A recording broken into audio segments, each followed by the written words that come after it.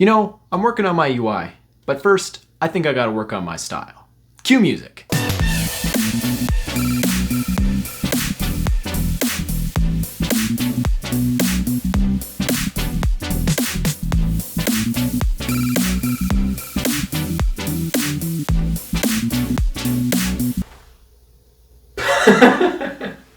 Oh my god.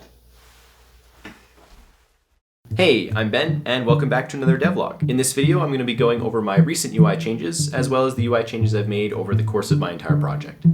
It just so happens that Unity made a UI change themselves. They updated their logo. Interesting timing. I had planned this video before that announcement. Coincidence? As I mentioned in my last video, the UI was getting on my nerves. That is, it seemed kind of amateurish.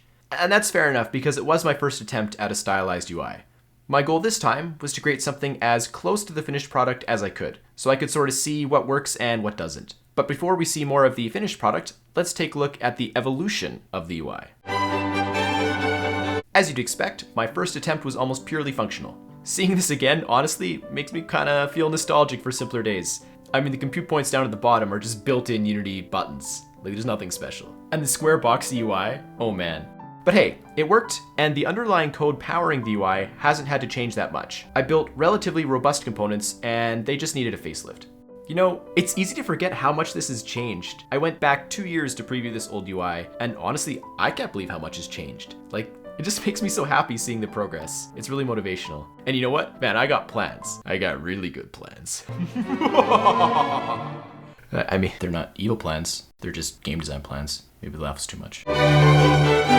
Here was my first attempt to add some personality. It was alright, but there were some problems regarding how I did it. I created the background and the borders together, so my coloring options were somewhat limited. What I mean is, if I change the color of the panel, I change the color of the border too, which could be fine in some games, but just really didn't work for me. I did one thing right though. I created a color palette system. Basically, there's this global UI color manager that each UI element registers itself with, along with a palette type. And the UI color manager can change the color of everything at any time in any way I want. I think a demonstration is in order.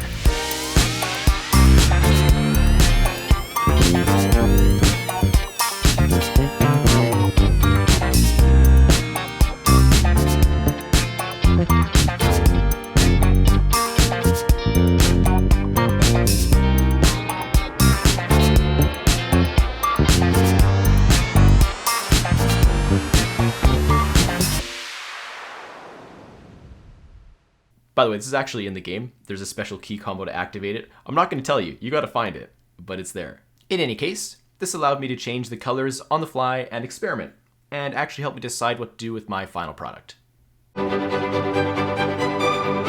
Ta-da!